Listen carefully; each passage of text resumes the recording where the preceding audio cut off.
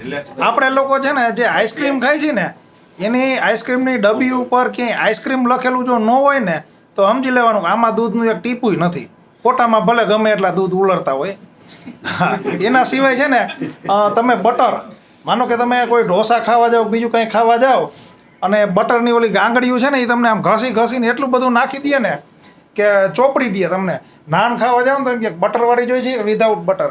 એટલે એ બધી ટીકડીઓ ઉપર ક્યાંય બટર લખેલું ન હોય ને તો એની અંદર બટરેય ન હોય. એ છે ને આ બધું અમને સુનિલભાઈએ લગભગ 1 કલાક સુધી બધી માહિતી આપી ફૂડની.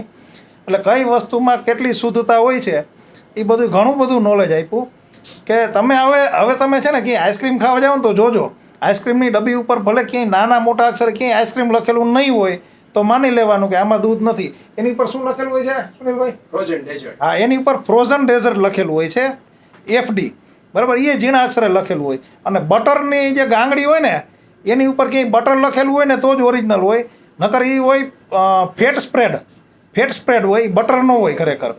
અને આવી તો ઘણી બધી અમને માહિતી આપી. કાંઈ જાણવા જેવી હશે તો તમને આપશું.